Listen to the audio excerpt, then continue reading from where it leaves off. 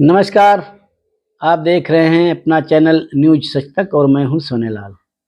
कल हमने संगठन के नेतृत्वकर्ताओं के ऊपर अपने विचार रखे थे कि एक कुशल नेतृत्वकर्ता जो एक आदर्श नेता आपका साबित हो सकता है, आदर्श अध्यक्ष, आदर्श महामंत्री, आदर्श कार्यकर्ता, उस विषय पर हमने चर्चा की थी। और उस चर्चा को और आगे बढ़ाते हुए आज हम संगठनों में संगठन मंत्रियों की क्या भूमिका होनी चाहिए और संगठन मंत्रियों के क्या दायित्व हैं, क्या उनके कर्तव्य हैं, इस विषय पर हम इस चर्चा को आगे बढ़ाते हैं। कुशल संगठनकर्ता का काम होता है कि संगठन को खड़ा करे, संगठन की जिम्मेदारियां दे और जब जिम्मेदारियां नेतृत्वकर्ता को दे तो उस पर अपनी सूक्ष्म नज़र भी बनाए रखे कि संगठन का जो उद्देश्य है, संगठन की जो नियमावली है, संविधान है या जिसे अंग्रेजी में बायलॉ भी कहते हैं, उस पर संगठन काम कर रहा है, यह देखना भी संगठन मंत्रियों की जिम्मेदारी रहती है। आज हम जो एक विशेष जो संगठन है, जो इस समय अखिल भारतीय है, सेना के तीनों अंगों और असम राइफल्स के पूर्व सैनिकों करने वाला एक संगठन है, अखिल भारतीय पूर्व सैनिक सेवा परिषद।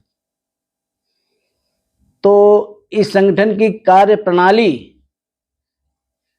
जितनी अच्छी है उतनी मैं और कई संगठनों से जुड़ा होने के बावजूद भी पाता हूं कि उतनी संगठन की जो कार्य प्रणाली है, नियमावली है, उतनी अच्छी नहीं है। हालांकि उद्देश्य सबके अलग अलग होते हैं, लेकिन आज इस संगठन को ये कहें कि 30-35 साल हो गए हैं बने हुए। अखिल भारतीय स्तर पर इसका रजिस्ट्रेशन 30 साल पहले हुआ है, लेकिन जहाँ से प्रारंभ हुआ था, इसकी रचना की गई थी, उसको लगभग 35 वर्ष हो चुके हैं। इस बीच में संगठन की जो कार्य प्रणाली है वो नहीं बदली है और यही कारण है कि ये संगठन दिन पर दिन प्रगति की ओर अग्रसर है।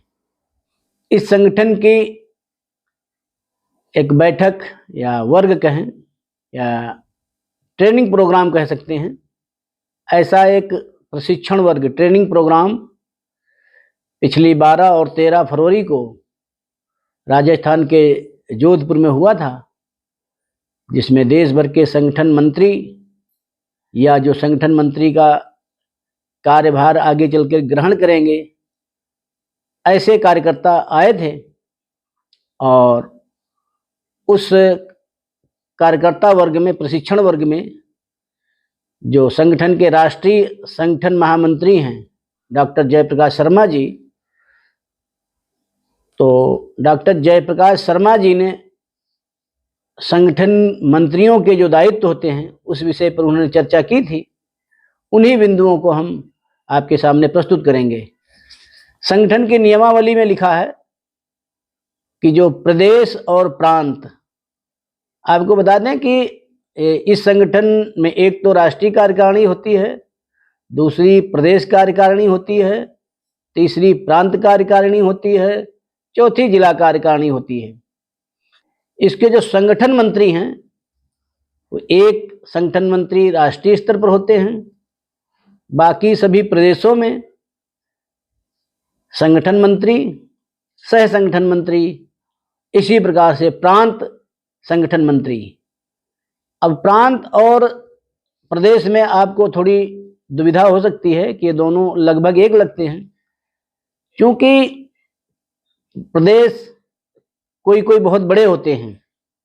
जैसे हम देखते हैं उत्तर प्रदेश, मध्य प्रदेश, राजस्थान, बिहार, आंध्र प्रदेश, कर्नाटक जैसे बड़े बड़े प्रदेश जो हैं, इनमें एक से अधिक प्रांत बनाए गए हैं ताकि व्यवस्था की दृष्टि से एक प्रदेश इतना लंबा क्षेत्रफल वाला होने के बाद वहाँ पर एक संगठन मंत्री को या और किसी कार्यकर्ता को जाना संभव नहीं होता है।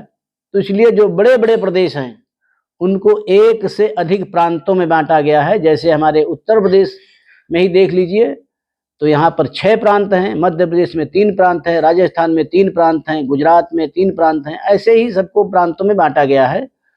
तो प्रदेश संगठन मंत्री होंगे, उसके बाद प्रांत संगठन मंत्री होंगे। इनके काम क्या हैं, इस विषय पर चर्चा करेंगे। तो जो प्रदेश और प्रांत के संगठन मंत्री हैं, ये अपने प्रदेशों और प्रांतों में संगठन की इकाइयां खड़ी करेंगे, वहाँ पर जो सदस्यता अभियान चलते हैं उसमें मदद करेंगे, संगठन सुचारू रूप से चले इसके लिए कार्यकर्ता की पहचान भी करेंगे। अब ये काम घर बैठे तो संभव है नहीं, इसलिए प्रदेश के जो संगठन मंत्री हैं प्रांतों में, आवश्यक हो तो किसी जिले में भी जा सकते हैं, और जो प्रांत के संगठन मंत्री हैं वो जिलों में, और आवश्यकता है तो तहसील स्तर पे संगठन को खड़ा करने के लिए वो अपना प्रवास करेंगे। प्रवास का मतलब है घर से बाहर निकलेंगे, 1 2 दिन 4 दिन 5 दिन, जितना भी समय हो, जितनी भी उनकी योजना हो, योजना बना करके प्रवास करेंगे। प्रवास करने के बाद में संगठन के कार्य को गति देंगे। यह सब करते हुए प्रदेश और प्रांत के संगठन मंत्री ऐसे सेवाभावी लोगों की भी पहचान करेंगे जो समाज के लिए कुछ दे सकते हों, क्योंकि अक्सर जितने भी संगठन होते हैं तो उनमें सब में देखा जाता है कि संगठन जो हैं वो सरकार से मांगने की फिराक में रहते हैं। लेकिन ये एक ऐसा संगठन है, ये कहता है कि देश हमें देता है सब कुछ, हम भी तो कुछ देना सीखें। ऐसे सेवाभावी कार्यकर्ताओं को खोजना है और उनको कार्य में लगाना है, जो रिटायरमेंट के बाद भी देश की सेवा कर सकें, समाज की सेवा कर सकें। और जो ऐसे सैनिक हैं जिनको किसी प्रकार की आवश्यकता है मदद की, उनकी पेंशन कम आ रही हो, उनके बच्चों की पढ़ाई लिखाई में दिक्कत आ रही हो, ऐसे लोगों की पहचान करके वो संगठन को बताएंगे और संगठन अपने हिसाब से उनके व्यवस्था करता है। कई बार संगठन उनको, उनकी जो वीर नारियां हैं उनको भी मदद करता है, उनके बच्चे हैं उनके स्कॉलरशिप की भी व्यवस्था करता है। तो इस प्रकार से सेवाभावी जो लोग होते हैं वो काम करेंगे, ऐसे लोगों की पहचान करेंगे। अगला है कि जो प्रदेश और प्रांत के संगठन मंत्री हैं वो उनके नीचे की जो इकाइयां हैं, जो जिले की हैं या प्रांत की हैं, वहाँ पर साल भर की योजनाएं बनाएंगे। उन इकाइयों में, उन जिलों में, उन प्रांत में, प्रदेशों में क्या क्या काम एक साल में होने हैं, क्या क्या कार्यक्रम होने हैं, क्योंकि पूर्व सैनिक सेवा परिषद की कई यात्राएं भी जाती हैं, तो उन यात्राओं की योजना बनाएंगे, किस प्रांत से किस प्रदेश से कितने लोग यात्राओं में जाएंगे। तो इस प्रकार के साल भर की योजना वो मिल बैठ करके उसको अंतिम रूप देंगे। कुछ हमारे जो विशेष उत्सव मनाए जाते हैं उसके अतिरिक्त भी अगर संगठन मंत्री चाहते हैं कि किसी स्थान विशेष में किसी की कोई ऐसा वीर हुआ है, वीरांगनाएं हुई हैं, महापुरुष हुए हैं, उनकी जन्मतिथि भी मनाई जा सकती है, पुण्यतिथि भी मनाई जा सकती है, या और भी जो हमारे वीर हुए हैं उनके नाम पर मेले भी लगवाए जा सकते हैं। और उनके जो नाम पर अगर कहीं कोई तोरण द्वार वगैरह बनाया जा सकता है सरकार की मदद से, स्वयंसेवी संस्थाओं की मदद से, तो उसमें भी संगठन मंत्री अपनी भूमिका निभाएंगे। प्रदेश और प्रांत के संगठन सचिव चयनित कार्यकर्ताओं के साथ बैठ करके साल भर की पूरी योजना बनाएंगे कि साल भर में कौन से कार्यक्रम होने हैं, कैसे होने हैं, उनकी रूपरेखा क्या होगी। अगर उसके लिए धन की आवश्यकता है तो वो धन की पर प्रतिपूर्ति कहाँ से होगी। तो इस प्रकार से ऐसी योजनाएं बनाएं जिससे लोगों को लगे कि एक सेवाभावी संगठन है और समाज के लिए भी कुछ कर रहा है। प्रदेश के संगठन मंत्री और प्रांत के संगठन मंत्री समय समय पर अपने प्रांतों में, अपने जिलों में जो कार्यकर्ता हैं उनको उत्साहित करेंगे और उत्साहित करते हुए उनके बीच में से अच्छे कार्यकर्ताओं को निकालेंगे और उनका प्रशिक्षण कराएंगे। क्योंकि सतत प्रशिक्षण जब होता रहता है तो जो कार्यकर्ता है या जो आपका सदस्य है वो आपसे सतत रूप से जुड़ा भी रहता है।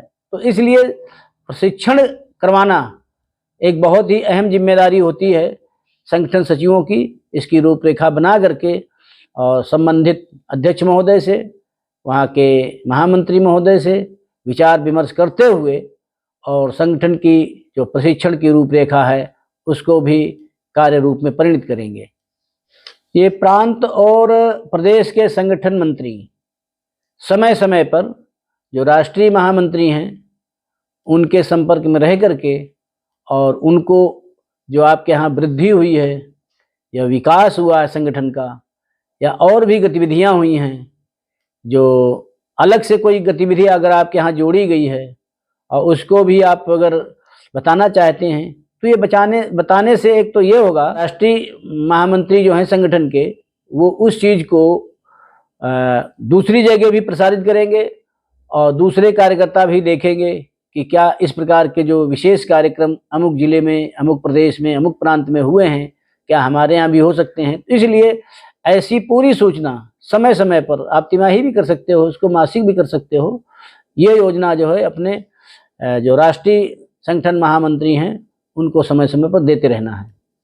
एक बहुत ही महत्वपूर्ण विषय है कि जब संगठन बढ़ता है, संगठन का विकास होता है, तो उसमें कभी कभी ये देखा जाता है कि सदस्यों में आपस में मनमुटाव जैसी स्थिति आ जाती है, मतभेद हो जाते हैं, लेकिन मनभेद ना हो इसके लिए संगठन मंत्री का दायित्व बनता है कि वो अगर जिले में हुआ है या उसके प्रांत में हुआ है, प्रदेश में हुआ है, तो सभी लोगों को एक साथ बैठा करके और किसी भी पक्ष को रुष्ट किए बिना ऐसा समाधान निकाले जो सर्वमान्य हो, सबका सोया आदर करें। तो ये व्यवस्था, ये एक चतुराई भरा काम है।